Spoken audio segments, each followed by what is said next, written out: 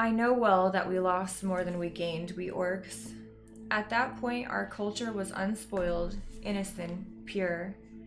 We were like children who had always been safe, loved, and protected. But children needed to grow up, and we as a people were too easy manipulated. There is a place for trust. No one can accuse me not of knowing this, but we must also be careful. Those who have fair faces can deceive, and even those whom we believe with all our souls can be gulled. It is the loss of our innocence that I lament when I think back to what those days must have been like, and it was our innocence that led to our downfall.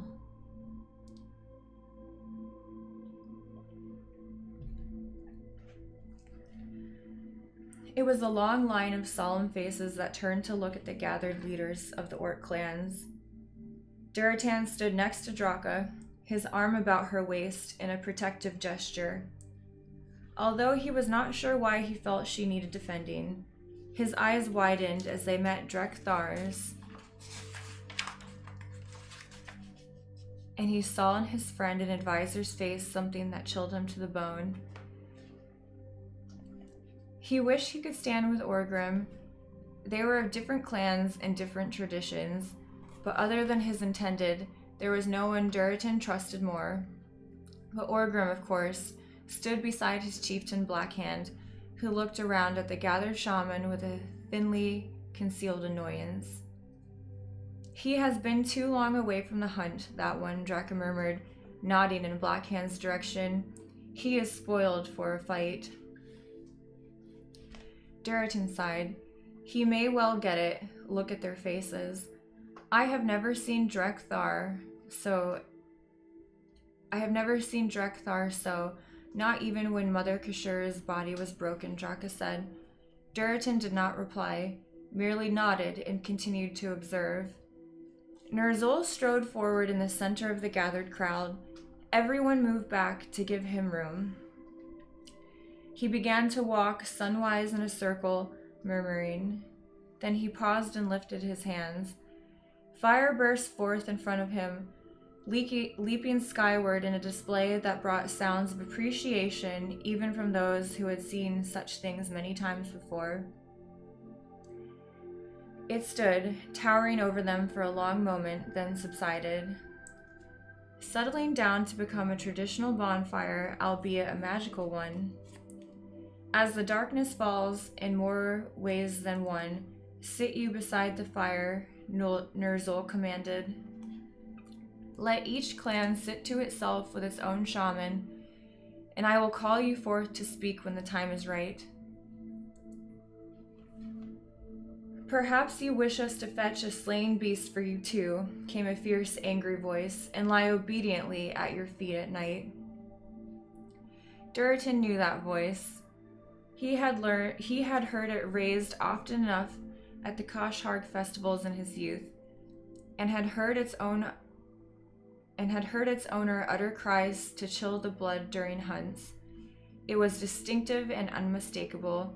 He turned to look at Gromish Hellscream, the youthful leader of the Warsong clan, and hoped that the outburst would not overly delay whatever it was Ner'zhul had to tell them all.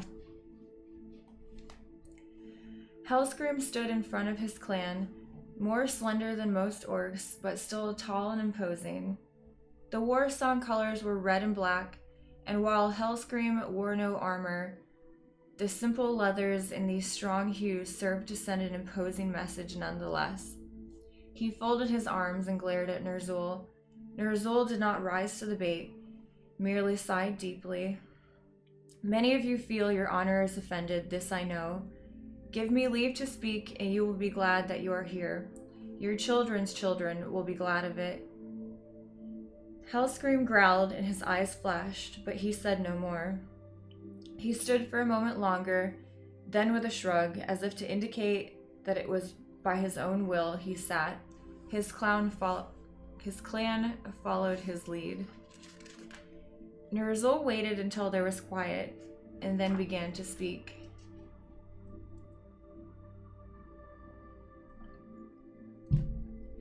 I have had a vision, he said. from one of the ancestors whom I trust more than I can possibly say. She has revealed to me a threat, lurking like a poisonous scorpion under a flowering bush. All the other shaman can attest to this, and they will, once they have the opportunity to speak. It grieves and infuriates me that we have been so duped. Durton hung on the shaman's words, his heart racing. Who was this mysterious enemy? How had so dark a foe escaped their notice? Ner'zhul sighed, looking down at the ground, then shook himself. His voice was deep and confident, if laced with sorrow. The enemy of which I speak, he said heavily, is the Draenei. Chaos erupted. Durton stared, disbelieving. He looked around, seeking Orgrim's gaze, and stared into his friend's wide, gray eyes, seeing the same stunned shock that he himself felt. The Draenei? Surely something was wrong. The Graan, yes, perhaps. They had stumbled across some secret knowledge to use against the hated orcs, but no, not the Draenei. They were not even fighters on the level that the orcs were. They hunted, yes, this was true, but they needed meat as much as any orc in order to survive. They could stand against the Graan, and sometimes had assisted a hunting party a time or two. Durton's thoughts went back to the day when the two young orc children were fleeing before an ogre whose footsteps made the earth tremble, and the tall blue figures that had appeared out of nowhere to save them.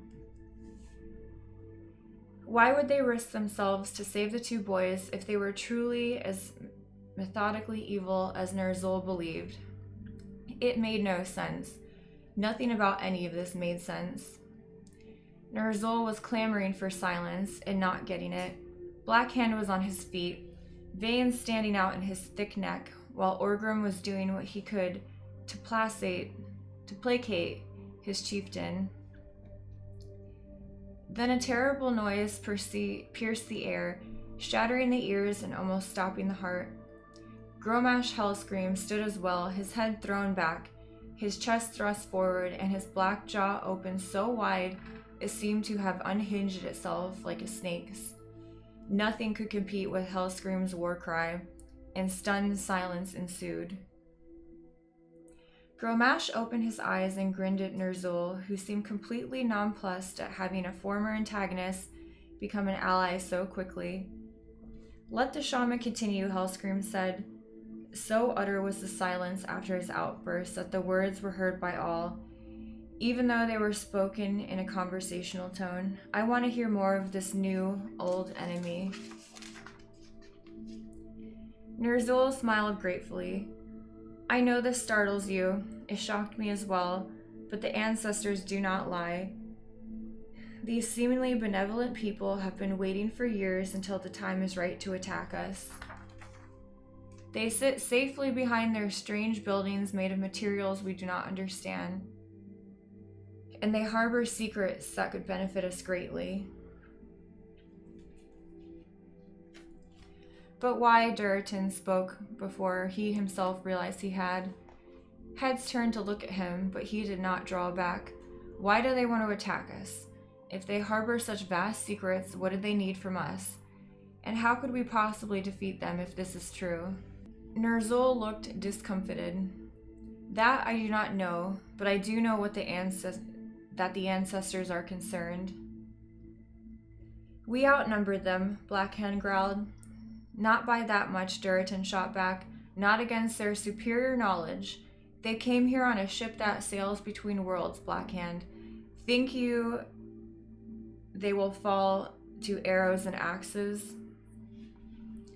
Blackhand's heavy brows drew together. He opened his mouth to retort.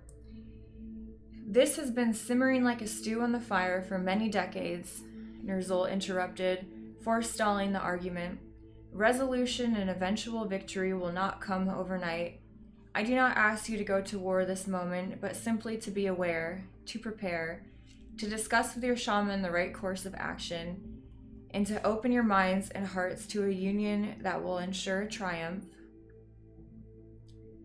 He spread his hands imploringly. We are separate clans, yes, each with its own traditions and heritage. I am not asking you to give up that proud history, merely asking you to open your minds to a unity that takes clans that are strong alone and turns them into unstoppable force. We are all orcs. Blackrock, Warsong, Thunderlord, Dragonmaw. Don't you see how little those distinctions matter? We are the same people. In the end, we want safe homes for our young, success in the hunt, mates who love us, honor among the ancestors. We are more alike than different.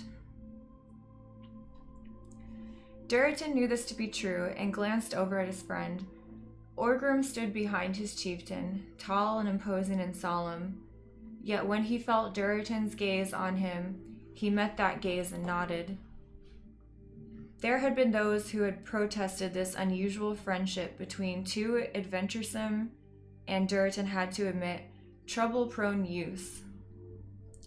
But Duritan would not be who he was today if he had not drawn from Orgrim's steady strength, and he knew in his bones that Orgrim felt the same about him.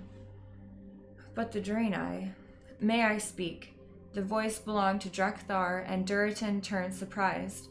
The question seemed to be addressed not only to his chieftain, but to the shaman, who had been a mentor to all of them. Ner'zhul looked at Duritan, who nodded.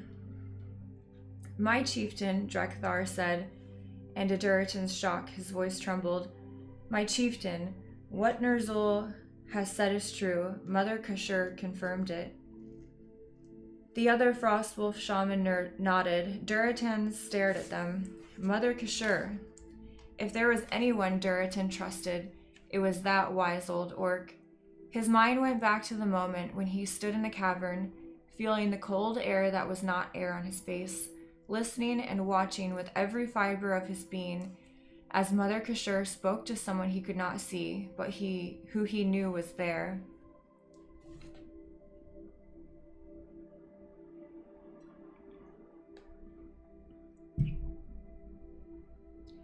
Mother Kashur said the Draenei are our enemies? He asked, hardly able to believe his ears. Drekthar nodded. It is time for the clan chieftains to listen to their own shaman, as Duritan has done, said Ner'zhul. We will reconvene at twilight, and the chieftains will tell me their thoughts. These are the people you know and trust, and ask them what they have seen. The gathered crowd began to disperse, slowly looking at one another cautiously. The Frostwolf clan wandered back to their own encampment. As one, they sat in a circle and turned their attention to Drekthar, who began to speak slowly and carefully. The Draenei are not our friends, he said. My chieftain, I know you and the Doomhammer Blackrock stayed with them one night. I know that you spoke well of them. I know that it appears they saved your life, but let me ask you, did nothing strike you amiss? Duritan recalled the ogre bearing down on them, bellowing in its fury, its club swinging. And with that uncomfortable sensation, he recalled how very, very quickly the Draenei appeared to rescue him and Ogrim. How they could not return home as it was so conveniently close to twilight. He frowned. It was an uncharitable thought, and yet. Your brow furrows, my chieftain. I take it then that your youthful faith in them is now starting to wane. Duritan did not answer, nor did he look at his clan's head shaman. He stared down at the earth, not wanting to feel this way, but unable to stop the doubt from creeping into his heart, like the cold fingers of a frosty morning. In his memory, he again spoke to Restalan, telling the tall blue Draenei, we were not as we are now. No, you are not, Restalan had said. We have watched the orcs grow in strength and skill and talent. You have impressed us.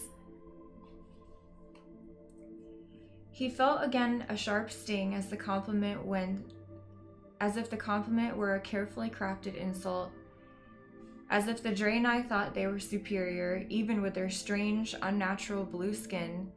their legs shaped like those of common talbuks, with long reptilian tails and shiny blue hooves instead of decent feet like the orcs had. "Speak, my chieftain, what do you recall?" Duritan told him in a rough and heavy voice of the fortuitous arrival of the Draenei, of Restalon's near arrogance, and Valen their prophet asked many questions about us, and he was not making idle conversation. He truly seemed to want to know about the orcs.